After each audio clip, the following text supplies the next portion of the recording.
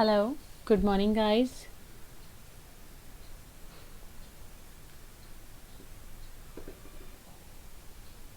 Hello, good evening, guys. Welcome on my YouTube channel Study with Kashyap. तो guys आज हम एक बहुत ही अच्छी सीरीज स्टार्ट करने जा रहे हैं परसेंटेज। तो बच्चे ये सीरीज़ जो मेरी है ये स्पेशली उन बच्चों के लिए जो बच्चे मतलब बहुत वीक है मैथ्स में, जिनको मैथ से बहुत डर लगता है और जो सोचते हैं हम मैथ कभी कर नहीं पाएंगे।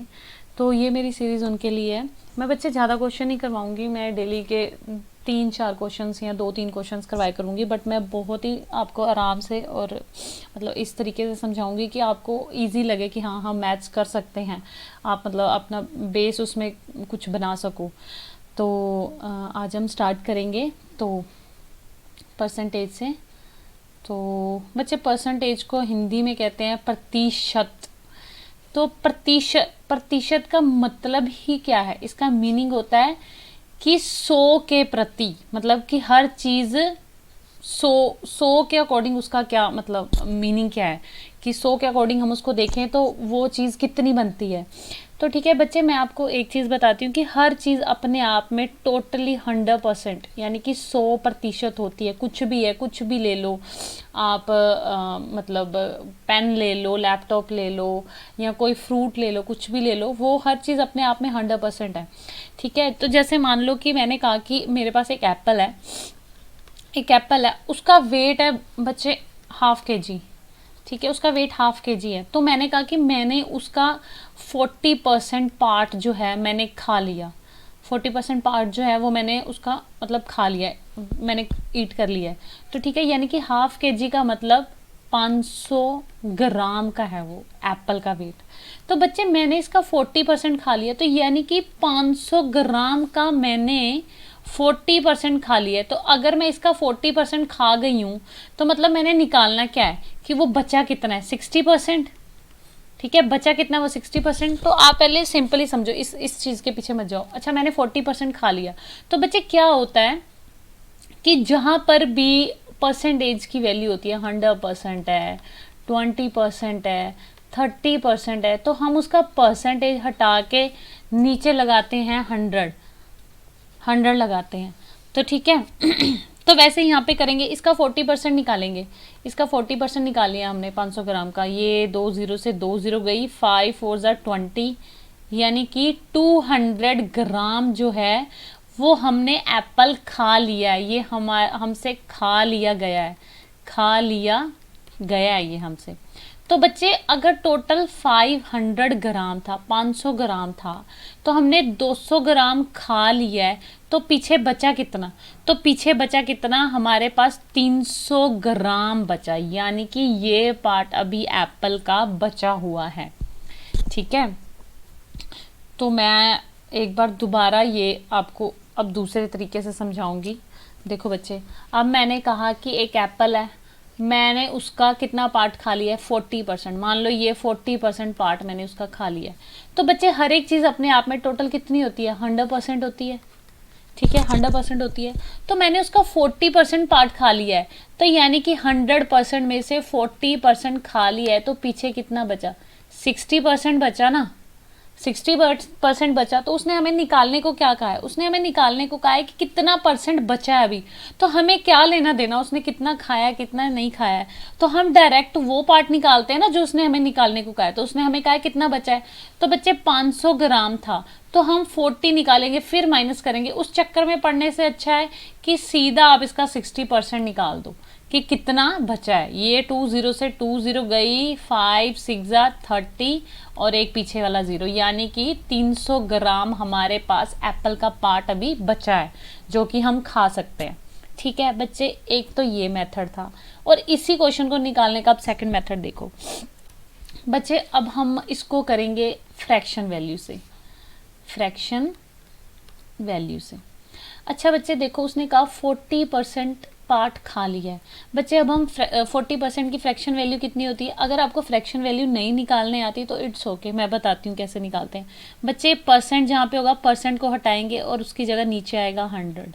ये 0 से ये 0 गई, ये ऊपर नीचे दोनों एक ही टेबल पे काटने हैं, 2 2 4, 2 5 10। कितना आ गया 2/5, ये हमारी आ गई फ्रैक्शन की वैल्यू, यानी कि 40% की फ्रैक्शन वैल्यू कितनी होती है 2/5। तो बच्चे ये देखो, ये जो नीचे वाला पार्ट होता है ना, ये जो नीचे वाला पार्ट होता है ये हमारा वो होता है कि कोई चीज पूरी की पूरी कितनी है, पूरी की पूरी कितनी है हमारे पास।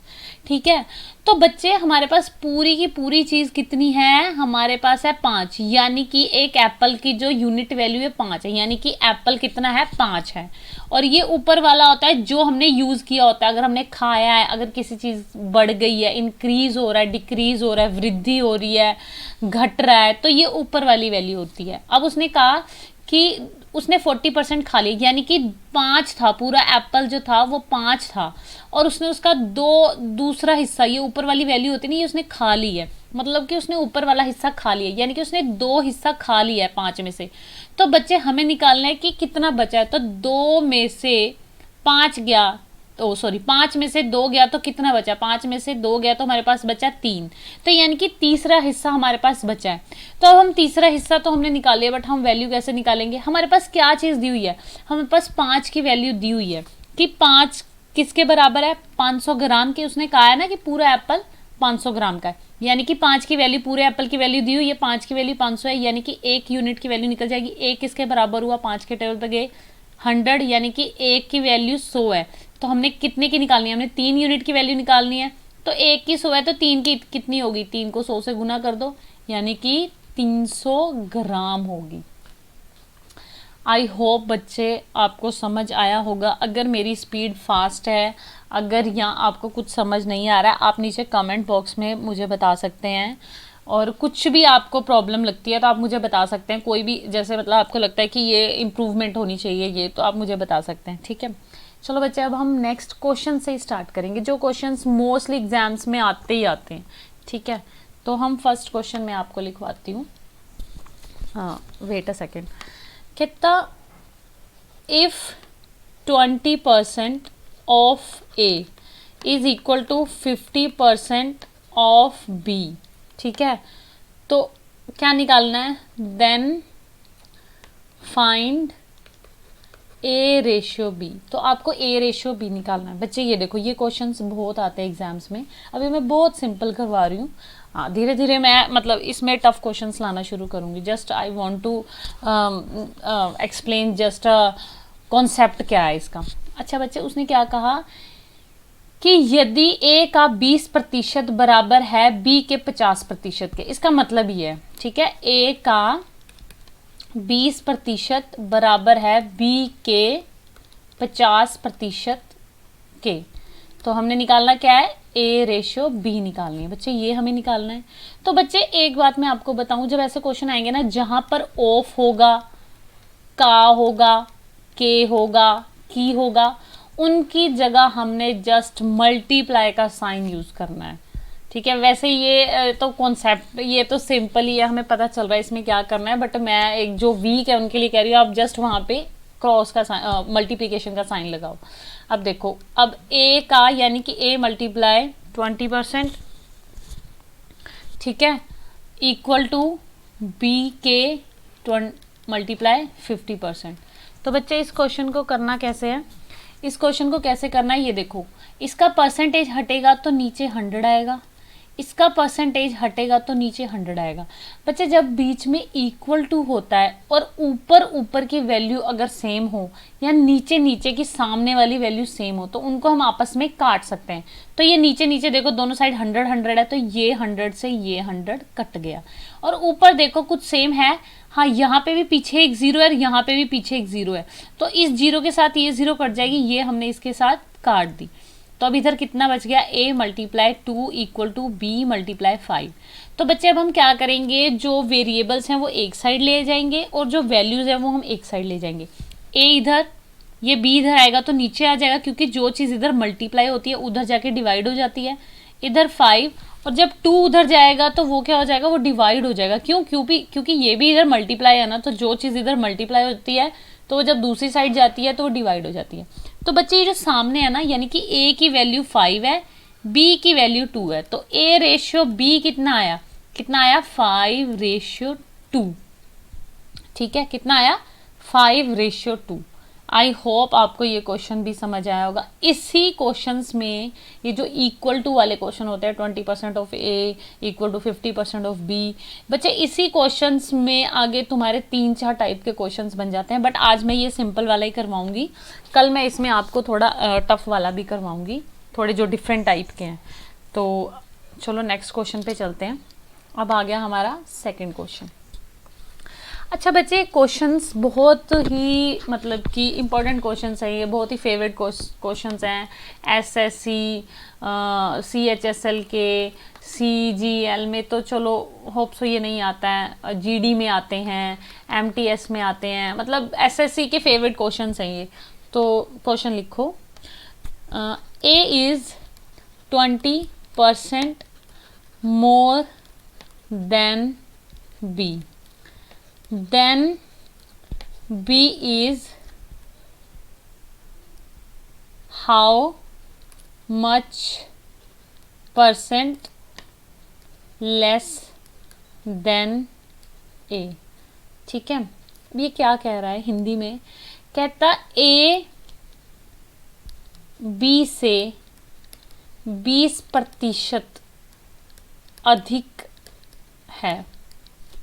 तो कहता तो बी ए से कितने प्रतिशत कम होगा?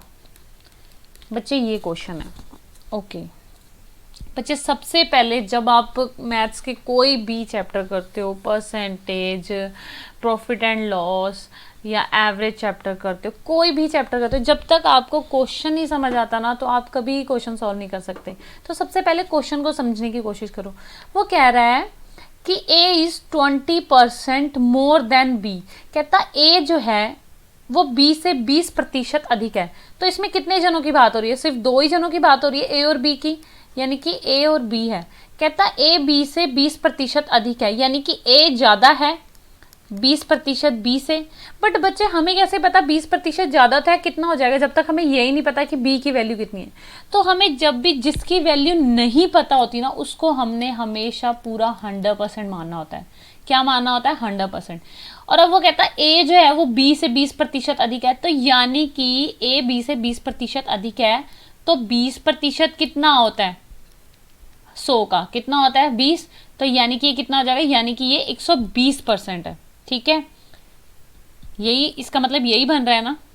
अब वो क्या कहता? कहता तो बी ए से कम होगा, कितना प्रतिशत कम होगा? तो बच्चे ये देखो, ये कितना कम है बी ए से? 20। हमें पता है डिफरेंस 20 का है, यानी कि हमेशा डिफरेंस जो है ना वो ऊपर आएगा। ठीक है, और किससे? कहता बी ए से। बच्चे जब वो कंपैरिजन करेगा ना किससे? ए से। अगर वो बी से कहता तो बी की वैल्यू नीचे आती, मगर वो कह रहा है ए से। ठीक है, ए से, तो यानी कि ए की वैल्यू नीचे आएगी। मल्टीप्लाई 100 तो आएगा ही आएगा, क्योंकि हमें परसेंटेज निकालना है। ओके, उसने क्या कहा? तो बी ए से कितना प्रतिशत कम है? बी जो है वो ए से, तो ए की वैल्यू हमेशा नीचे आएगी और ऊपर हमेशा डिफरेंस आएगा। ये 0 से 0 गया, 2 1 ज़ा 2, 2 6 ज़ा 12, यहाँ पर आ गया हमारा 100/6। ठीक है, 100/6% की आप वैल्यू निकाल लो। 6 1 ज़ा 6, ठीक है, और 6 6 ज़ा 36, 4/6 यानी कि 2/3। ये बच्चे आपको वैल्यूज़ याद ही हो जानी चाहिए। 100/6 की वैल्यू कितनी होती है? 16 सही 2/3%।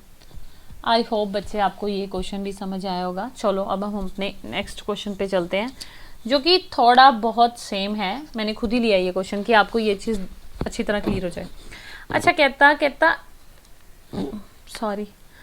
कहता if income of A is 20% less then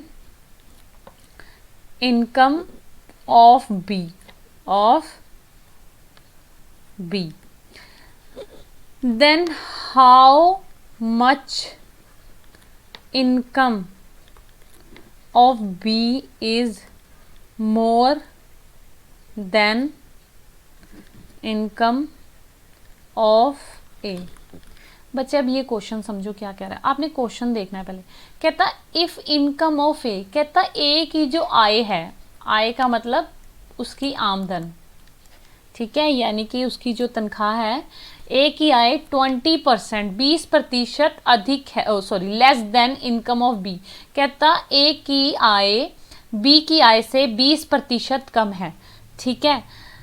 then how much income of B is more than A, तो कहता बी की ए से कितने प्रतिशत इनकम अधिक होगी, देन किस से, देन इनकम ऑफ ए, ठीक है। सबसे पहले दो ही जने हैं ए और बी। बच्चे हमें पता है कि ए की कम है, 20% कम है, तो बच्चे जिसकी हमें नहीं पता उसकी हमने 100 मान ली। अब ये कम है कितना, 20, तो यानी कि ये 80 होगी, तो ये 80 हो जाएगी। तो बच्चे मैंने क्या कहा, डिफरेंस हमेशा ऊपर आएगा। और किससे कंपैरिजन करने को कहा उसने, कहता B is more than income of A से कहा है, तो ए की वैल्यू नीचे इनटू 100। बच्चे ये 0 से 0 गया, 2 1 जा 2, 2 4 जा 8, और 4 के टेबल पे 100 कितने पे आता है, 25 पे, यानी कि 25% जो है बी की इनकम ज़्यादा है ए से। आई होप आपको ये चीज़ क्लियर हो गई होगी। अच्छा, नेक्स्ट क्वेश्चन पे चलते हैं, वो हमारा थोड़ा डिफरेंट टाइप है। अच्छा बच्चे, ये टाइप के क्वेश्चन बहुत आते हैं एग्जाम्स में, एसएससी के, पंजाबी एग्जाम्स में भी आते हैं, ठीक है। चलो हम इसका क्वेश्चन करते हैं। कहता when numerator of a fraction, numerator of a fraction is decreased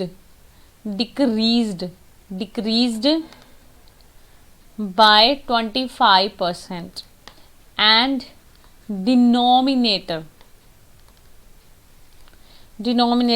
is increase, के लिए मैं ये वाला साइन लगा रही हूँ ऊपर को, increased by 25%, then fraction becomes 9/20.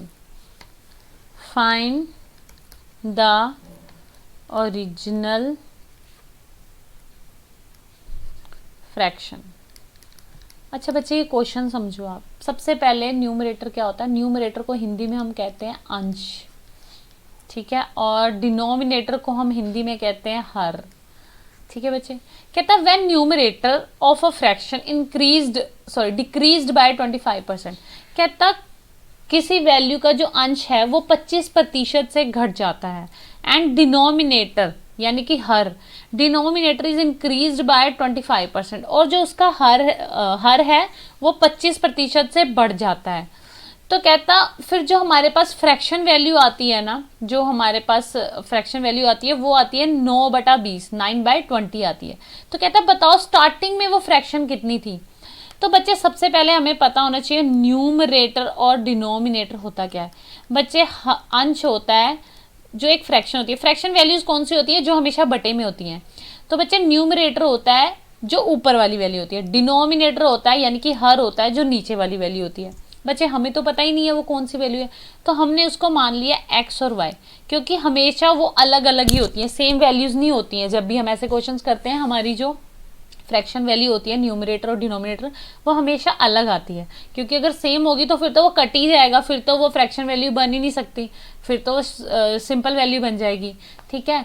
तो हमने इनको क्या मानना होता है, हमने इनको ना अपने आप में पूरा स्टार्टिंग में 100 मान लेना होता है हमेशा ऐसे क्वेश्चंस में। क्यों, क्योंकि अगर हम इनको काट भी देंगे तो कोई फर्क नहीं पड़ रहा, फिर से एक्स वाई बन जाएंगे। तो इसलिए हमने हमेशा जो फ्रैक्शन वैल्यू होती है उसको 100x और 100y मान लेना होता है। तो बच्चे अब वो क्या कह रहा, वो कह रहा है कि numerator of a fraction decreased bye, कहता जो न्यूमरेटर वाली ऊपर वाली वैल्यू है ना वो 25% से घट जाती है।